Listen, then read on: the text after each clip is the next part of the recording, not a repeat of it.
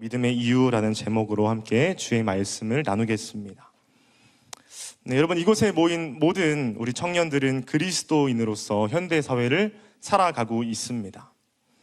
네, 한번 여러분 생각을 해보면 그리스도인으로서 현대 사회를 살아가는 건 생각보다 쉽지 않을 때가 많이 있습니다.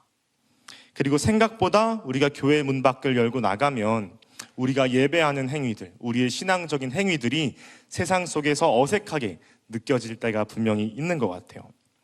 제가 기억나는 일화가 한 가지 있습니다. 제가 고등학교 1학년 딱 올라갈 때 제가 이제 고향을 떠나서 다른 지역으로 고등학교를 갔어야 됐습니다. 그래서 아무도 친구가 없는 곳에 혼자 딱 떨어졌어요, 고등학교 때. 여러분, 얼마나 그 17살의 남자아이가 긴장되고 무서웠겠습니까? 제가 믿기지 않겠지만 상당히 왜소하고 상당히 내향적인 사람이었습니다. 몇 년 전에는. 그래가지고 막 긴장한 상태로 고등학교에 이제 입학했어요. 그래서 막 무섭고 긴장되고 그러니까 제가 선택한 방법이 한 가지 있었습니다. 뭐냐면 혼자 찬양을 조그맣게 이제 부르는 거예요. 혼잣말처럼 찬양을 그렇게 이제 많이 불렀습니다. 자, 그리고 이제 고등학교를 졸업하고 성인이 되어서 동창들과 한번 만날 기회가 생겼어요. 근데 이제 성인이 되고 나서 한 친구가 저한테 그러는 거예요. 진영아, 너 고등학교 1학년 그 1학기 때 막 어색할 때 있잖아. 너 보고 미친 사람인 줄 알았어. 이렇게 말하는 거예요. 왜냐고 물어보니까 혼자 뭘 그렇게 중얼거렸네요. 그래서 노래를 노래 부르는 것 같기도 하고 주문 외우는 것 같기도 하고 해서 이상한 애가 전화기 왔다. 약간 이렇게 여기기도 했다고 합니다. 저는 들리지 않을 것 같았는데 제 찬양 소리가 다 친구들한테 들렸고 친구들한테 그 모습이 굉장히 이상하게 보였다고 나중에 듣기도 했습니다. 여러분, 이처럼 우리의 신앙과 행동들은 교회 안에서나 자연스럽지 밖에서는 세상과 참 어울리지 않는다라는 생각을 우리가 하게 됩니다. 여러분, 그런데 세상 사람들이 우리의 이런 신앙적인 모습들, 예배 행위들을 어색하게 느끼는 이유는 사실 당연합니다. 왜냐하면 우리가 지금 살아가고 있는 시대가요, 철저한 탈종교화 시대, 반기독교 시대를 우리는 살아가고 있기 때문입니다. 2024년도 한 조사에 따르면 대한민국에서 종교 인구 비율이 이미 절반 이하로 떨어졌습니다. 이제 50% 이상이 종교를 갖지 않는 사람들이에요. 그 중에서도 개신교가 20%를 차지하고 있습니다. 10명 중에서 1명 혹은 2명. 근데 그마저도 참된 신앙인인지 판별할 수 없는 세상에 우리는 살아가고 있다는 것입니다. 여러분, 그렇다면 우리가 살아가고 있는, 청년으로서 살아가고 있는 지금 이 시대는 왜 종교를 반대할까? 그 원인이 어디에서 올까? 저는 현대 시대의 이 탈종교화를 2가지 정도로 원인을 정리할 수 있다고 생각을 합니다. 첫 번째는 배타적 합리성이라는 단어에서 반종교주의의 뿌리를 찾을 수 있습니다. 배타적 합리성이 무엇이냐? 팀 켈러 목사님이 그의 책에서 한번 정리한 게 있습니다. 수많은 세속적인 사람들이 취하는 첫 번째 신념은 배타적 합리성이다. 이게 뭐냐면 과학만이 실제와 사실의 기준이며 경험적 관찰로 확실히 증명할 수 없는 한 무엇도 믿어서는 안 된다는 신념이다 라고 정리했습니다. 여러분, 쉽게 이야기해서 배타적 합리성이란 무엇입니까? 내 눈에 보여야만 믿는 것들, 과학적으로 증명되어야 믿는 것들을 용어로 칭할 수 있습니다. 여러분들이 만약에 세상 가운데에서 전도를 하거나 주변 친구들과 비신자들과 이야기를 나눌 때에 이러한 말 많이 들어봤을 것 같아요. 그래서 하나님 어디 있는데? 그렇죠? 하나님 눈에 보여봐. 이러한 질문들 많이 들어봤을 것입니다. 역시 배타적 합리성에서 기인됐다고 볼 수 있습니다. 여러분, 또한 이 시대가 종교를 반대하는 2번째 원인은요, 의미성에 있다고 생각을 합니다. 의미성. 만약 신이 있는다 쳐도, 그리고 내가 종교를 갖는다 할지라도 그 생활이 나의 실제적인 삶과 뭔 의미가 있냐는 거예요. 나의 실제적인 삶에 무슨 유익이 있느냐는 겁니다.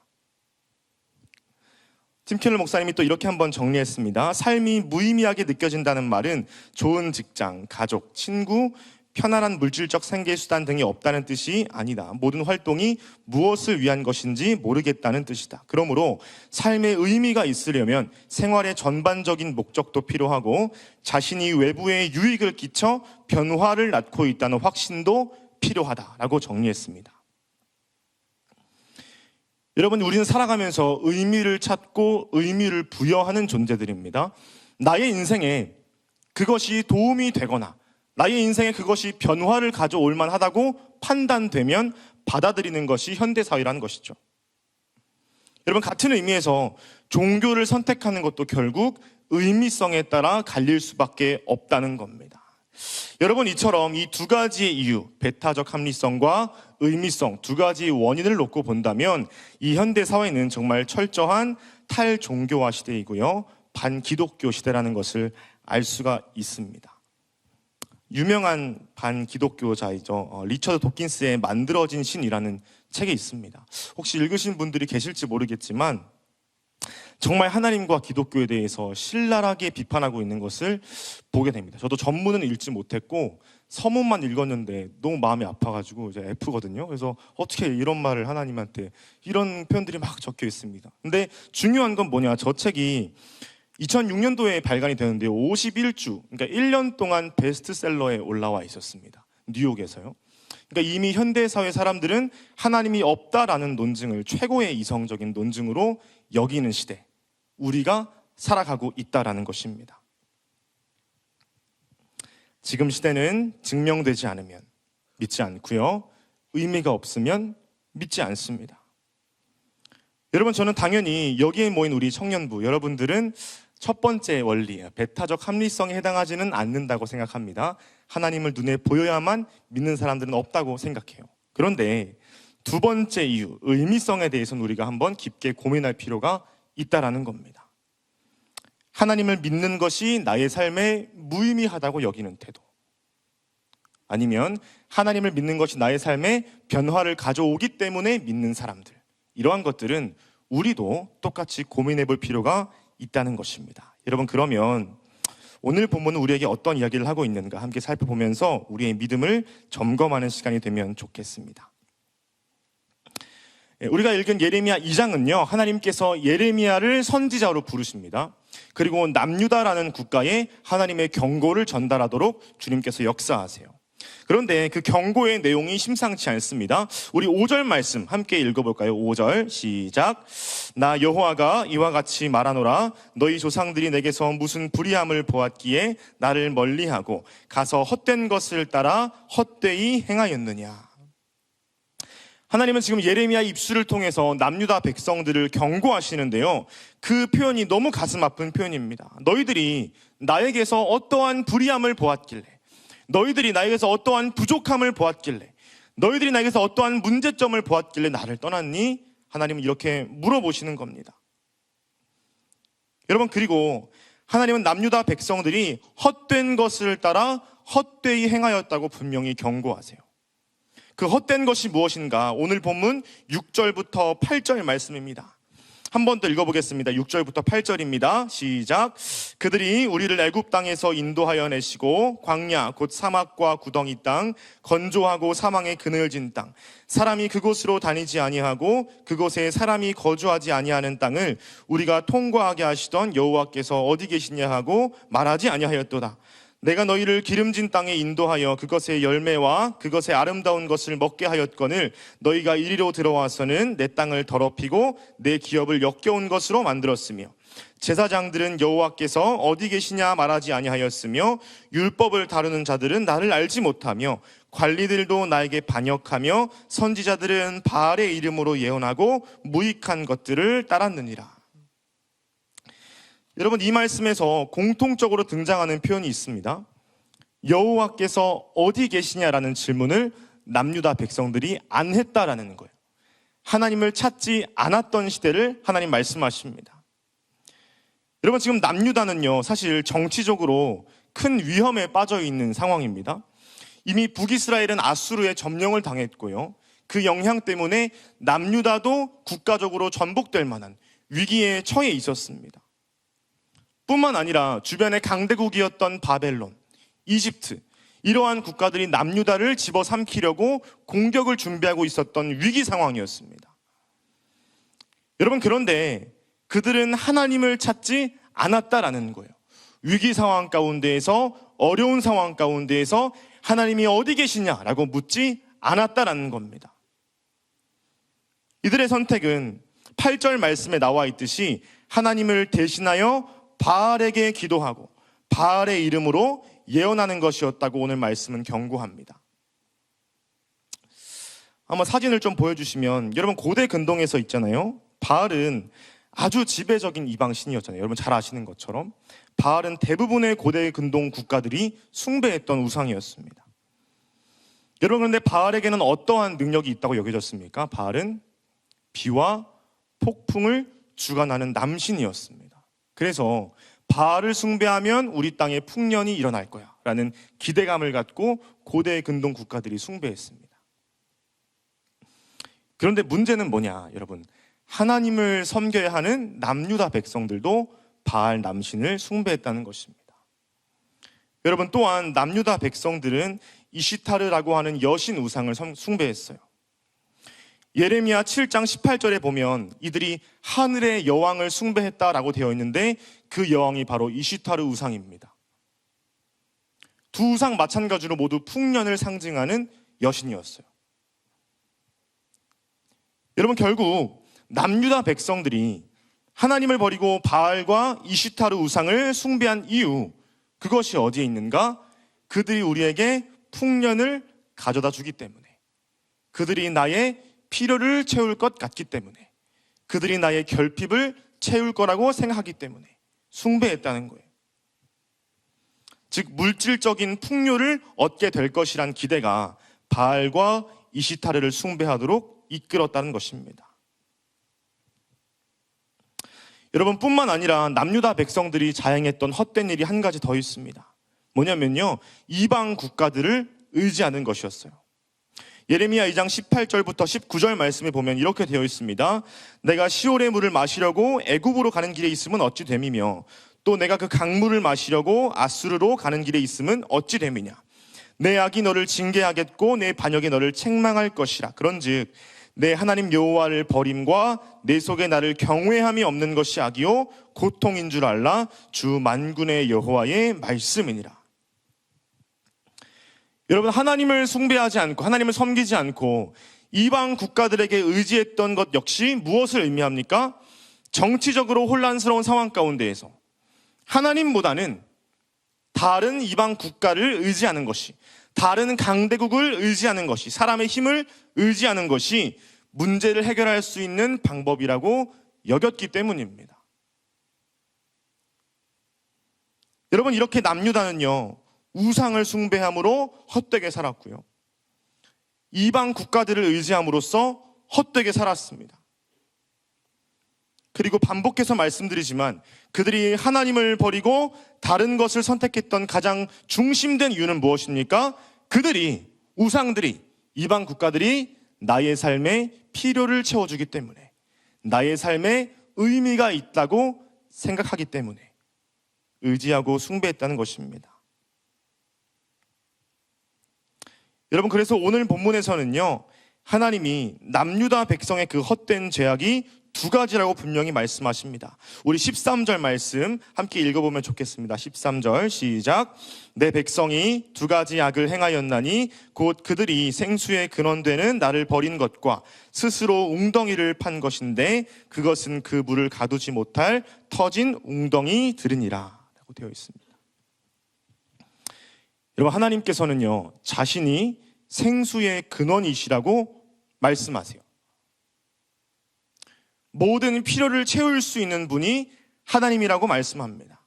여러분, 그러나 어리석은 남유다 백성들은 헛된 우상을 쫓아 숭배했다는 것입니다. 스스로 웅덩이를 판 것이죠. 여러분, 이 당시에 물을 보관하려면 사람들이 웅덩이를 파야 됐습니다. 그리고 웅덩이를 파고 석회 반죽을 발랐어요. 그래서 물을 보관하고 필요할 때마다 쓰고자 했습니다. 여러분, 그런데 석회 반죽을 바른 그 구덩이가 영원히 지속이 되겠습니까? 영원히 지속되지 않아요. 금방 깨지고 금방 사라지는 것들입니다. 마찬가지라는 거예요. 생수의 근원 되시는 하나님을 찾지 않고 사람의 힘으로 우상을 만들어 섬기고 사람의 힘으로 이방 국가를 의지하는 것은 석회 반죽을 바른 금방 깨어질 헛된 것이라고 하나님은 말씀하십니다. 사랑하는 청년 여러분, 오늘 말씀은요, 우리에게 분명한 한 가지를 이야기합니다. 하나님을 떠나 다른 것을 의지하는 것이 가장 큰 죄악이라는 거예요. 하나님을 떠나 다른 것을 의지하는 것이 가장 큰 죄악이라는 겁니다.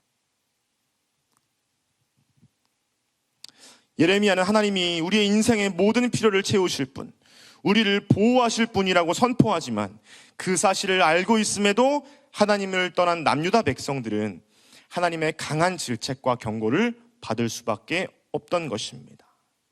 여러분, 저는 이 말씀이 현대 사회를 살아가는 우리에게 강력하게 적용되어야 한다고 믿습니다. 아까 서론에 말씀드린 것처럼 이 시대는 반기독교주의자들이 상당히 많거든요. 탈종교주의자들이 상당히 많아요. 여러분, 비신자들은, 그리고 종교를 반대하는 사람들은 하나님을 믿지 못해서 반대합니다. 하나님을 알지 못해서 떠나요. 그런데 여러분, 더 큰 문제는 누구인가? 우리라는 겁니다. 우리. 더 큰 문제는 하나님을 알고서도 믿지 않는, 하나님을 알고서도 의지하지 않는 우리 그리스도인들이 더 큰 문제라고 성경은 이야기합니다.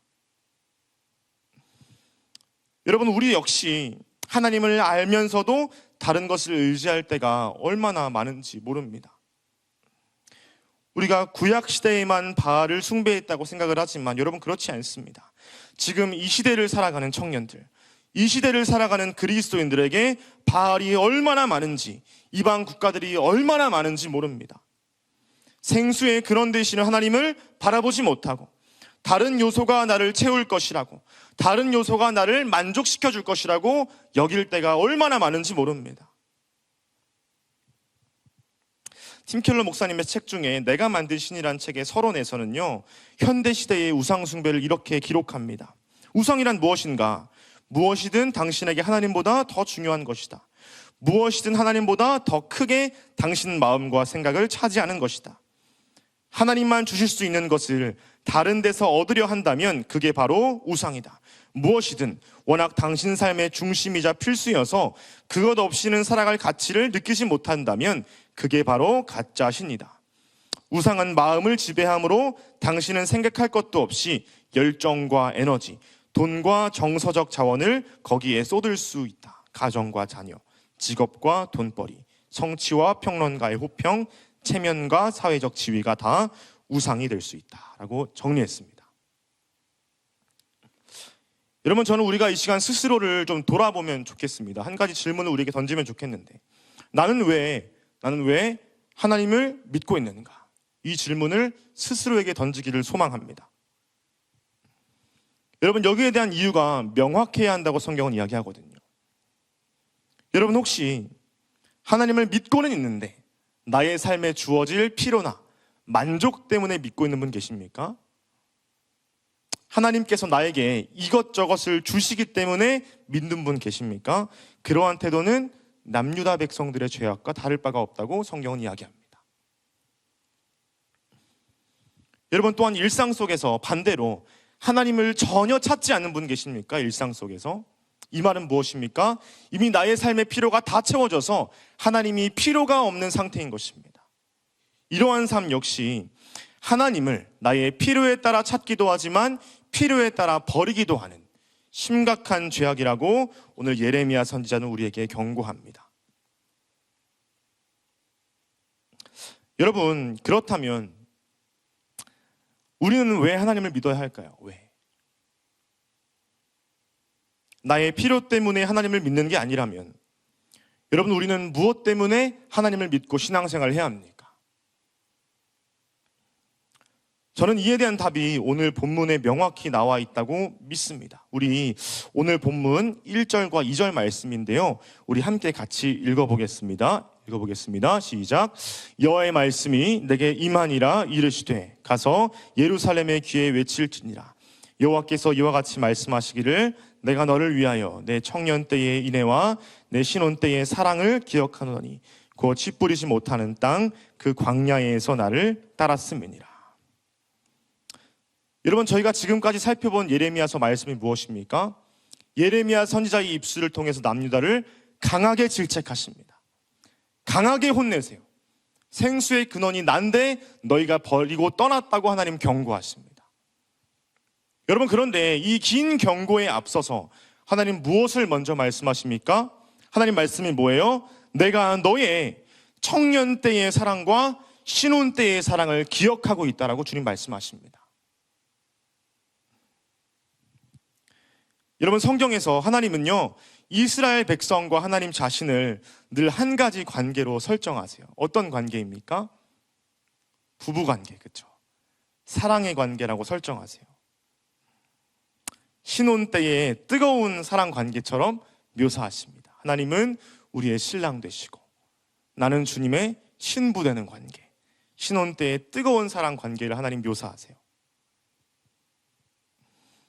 여러분, 애초에 부부 관계가 무엇입니까? 여러분, 연애 관계가 뭐예요? 다들 연애하고 계시죠? 여러분, 힘을 내시기 바랍니다. 여러분, 연애 관계가 뭐예요? 부부 관계가 무엇입니까?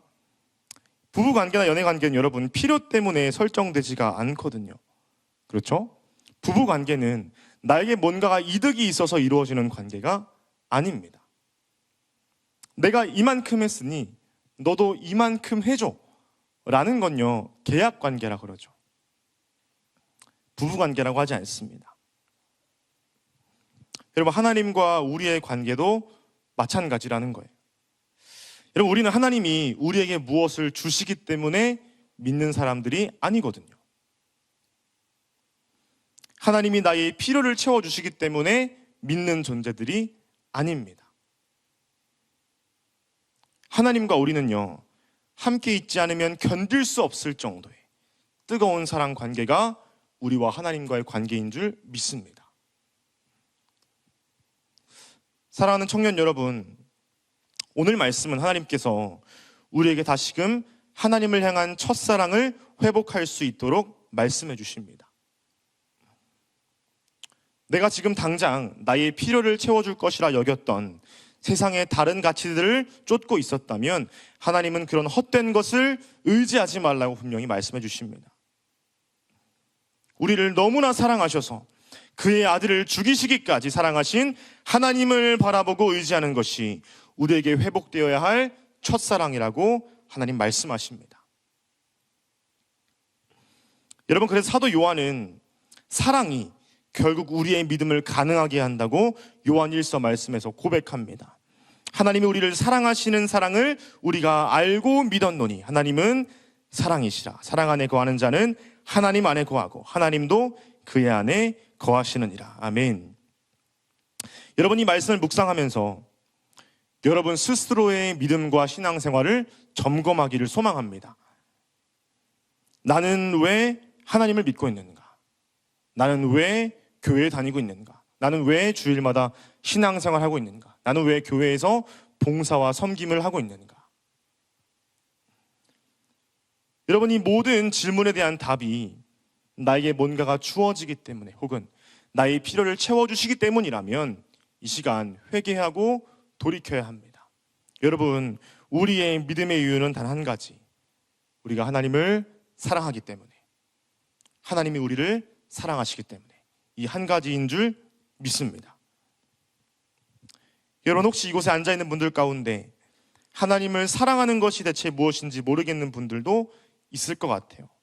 그런 사람이 있다면 그리스도의 사랑을 느끼고 경험하게 해달라고 간절히 기도하면 좋겠습니다. 하나님께서 감당할 수 없는 사랑을 여러분들에게 부어주시고요, 하나님께서 반드시 여러분들을 만나주실 것입니다. 여러분, 또한 오늘 말씀을 통해 식었던 사랑을 회개하는 분 계십니까? 여러분, 처음 하나님을 만났을 때의 그 첫사랑을 기억하시길 바랍니다. 하나님은 여전히 여러분들을 뜨거운 사랑의 눈으로 바라보고 계십니다. 다시 하나님을 뜨겁게 사랑할 수 있게 해달라고 주님 앞에 기도하며 나아가는 우리 모든 청년부 여러분 되면 좋겠습니다. 사역자인 저에게도 하나님의 사랑은 지속적으로 필요한 것 같아요. 저도 신대원에 다닐 당시 한 2학년 그때쯤이었던 것 같은데 많은 사역들 또 많은 일들과 문제들 때문에 제 마음이 많이 지쳐 있었을 때가 있습니다. 그래서 그때는 예배 드리는 것도 너무 귀찮고 하나님이 나에게 계신지도 모르겠고 하나님이 나의 삶에 의미가 있는지도 모르겠었던 시절이 있었습니다. 그래서 이제 예배를 드리러 예배당에 들어가는데 기대가 하나도 안 되는 거예요, 예배가. 또 그때 하필 설교하시는 목사님의 톤이 모노톤이라고 하죠. 일정 톤. 제일 힘든 톤을 갖고 계신 분이었습니다. 그래서 모르겠다. 그냥 설교 내용이라도 타이핑하자. 이제 이 마음 가지고 예배의 자리에 들어갔습니다. 여러분, 이렇게 무미건조하게 말씀을 듣는데 한 가지 말씀이 계속 제 심령에 꽂히는 거예요. 호세아 11장 말씀입니다. 이스라엘이 어렸을 때에 내가 사랑하여 내 아들을 애굽에서 불러냈거늘 선지자들이 그들을 부를수록 그들은 점점 멀리하고 바알들에게 제사하며 아로새긴 우상 앞에서 분향하였느니라. 그러나 내가 에브라임에게 걸음을 가르치고 내 팔로 안았음에도 내가 그들을 고치는 줄을 그들은 알지 못하였도다. 내가 사람의 줄 곧 사랑의 줄로 그들을 이끌었고 그들에게 대하여 그 목에서 멍에를 벗기는 자 같이 되었으며 그들 앞에 먹을 것을 두었노라. 이 말씀을 그때 당시에 교수님이 설교를 하시는데 제 인생 가운데 예배 시간 내내 그렇게 울었던 적은 처음인 것 같아요. 하나님께서 계속 사랑을 던지시는 겁니다. 진영아, 내가 너 어렸을 때부터 알고 있었거든. 내가 너 어렸을 때부터 사랑하고 있었거든. 너 청소년기 때 사랑하고 있었거든. 너 청년 때에 사랑하고 있었거든. 근데 사역자인 지금의 때에 왜 내 사랑을 잊고 있니? 하나님이 이 마음을 제게 회복시켜 주시는데, 여러분, 그렇게 은혜와 회개의 마음이 가득했던 예배가 정말 손에 꼽을 만큼 기억에 남습니다. 여러분, 그래서 저는 그때에 하나님의 사랑에 압도되었고 저도 그 사랑을 주님께 고백할 수밖에 없는 은혜의 시간이었습니다. 여러분이 하나님의 광대하신 사랑을 우리 다시 경험해야 하지 않겠습니까? 그 사랑에 반응해서 하나님을 우리의 온 마음 다해 사랑해야 하지 않겠습니까? 여러분, 이 결단과 은혜의 고백이 우리의 입술 가운데 회복되기를 간절히 소망합니다. 말씀을 좀 맺고자 합니다. 말씀드린 것처럼 우리가 살아가는 시대는 눈에 보이지 않으면 믿지 않는 시대, 내 삶에 의미가 없으면 믿지 않는 시대라고 말씀을 드렸습니다. 마찬가지로 오늘 우리가 묵상한 예레미야 말씀은요, 하나님을 믿고 있었던 남유다 백성들도 의미성 때문에, 나의 삶의 필요 때문에 하나님을 떠나거나 우상을 섬길 수 있다고 분명히 경고합니다. 저는 설교를 준비하면서 제 청년 시절의 기억이 많이 생각이 났습니다. 청년 시절에 제가 아르바이트를 하거나 혹은 비신자 친구들과 만났을 때에 늘 이런 질문들을 많이 들었어요. 진영아, 너 교회 왜 다니니? 너 종교 왜 가지고 있어? 이 질문을 되게 많이 들었거든요. 제가 그 질문을 받을 때마다 저 이렇게 많이 답했어요. 제 마음이 편해져서요 라고 답하거나, 하나님께 기도하면 좀 제 삶이 더 좋아져요 라고 제가 답을 했던 기억이 막 났어요. 지금 생각해보면 제 마음 깊은 곳에는 하나님의 사랑을 비신자들에게 그대로 말하는 것이 껄끄럽거나 부끄러웠던 것 같습니다. 말씀을 준비하는 과정에서 제 마음에 이런 고백이 나왔어요. 하나님, 제 청년 때 있잖아요. 그때 사람들이 물어보면 마음이 편해져서 믿는다고 말했거나 제 삶에 뭔가 도움이 돼서 믿는다고 말했는데, 하나님, 사실 그거 제 마음 아니었거든요. 하나님, 저 당신을 너무 사랑하기 때문에 제 인생을 바칠 만큼 사랑하고 믿었습니다. 하나님, 제 그 깊은 고백 주님 아시죠? 이제는 앞으로 내 믿음의 이유를 다른 것에서 답하는 것이 아니라 하나님을 깊이 사랑한다고 담대하게 고백할 수 있는 주의 자녀가 되고 싶습니다 라는 고백이 제 안에 많이 회복되었습니다. 여러분, 이와 같은 고백을 여러분들도 회복하면 좋겠습니다. 감당할 수 없는 사랑, 하나님의 그 크신 사랑 앞에 엎드려지는 것, 결국 나도 하나님을 뜨겁게 사랑하는 것. 여러분, 이 고백이 우리 모두의 입술에 회복되어 믿음의 이유를 견고히 다지는 맑은샘 광천교회 청년부 되면 좋겠습니다. 말씀을 맺으면서요, 위대한 설교자인 찰스 스펄전 목사님의 설교 중에 한 표현을 나누고 마무리하고자 합니다. 스펄전 목사님이 우리의 믿음에 대해서 이렇게 말한 게 있어요. 예수님에 대한 깊은 사랑으로 예수님을 믿는 사람은 복되고 행복한 사람입니다. 그들은 예수님의 성품의 매력을 느끼고 그의 사명을 좋아합니다. 예수님께서 보여주신 인애에 흠뻑 빠졌습니다. 그들은 예수님을 존경하고 경외하고 사랑하기 때문에 신뢰하지 않을 수 없습니다. 사랑하는 사람을 의심하는 일은 힘듭니다. 만약 그런 상태에 이르렀다면 그 다음에는 질투라는 끔찍한 감정이 기다리고 있을 것입니다. 그것은 죽음처럼 강하고 무덤처럼 잔인합니다. 그러나 사랑은 온통 신뢰하고 확신하는 상태에 이르도록 합니다. 사랑하는 청년 여러분, 여러분들의 믿음의 이유는 무엇입니까? 여러분, 왜 예배하고, 왜 봉사하고, 왜 하나님을 믿고 있습니까? 사랑하기 때문인 줄 믿습니다. 나를 사랑하시는 그 하나님 앞에 엎드려줄 수밖에 없어서 경외함으로, 사랑함으로 믿고 있는 줄 믿습니다. 다른 가치가 아니요, 다른 요소가 아니요, 하나님을 사랑하는 것이 우리의 믿음을 가능케 함을 다시 한번 고백하며 청년의 때에 뜨거운 인애와 사랑을 회복하는 우리 교회 청년부 여러분 한 사람 한 사람 되기를 소망합니다.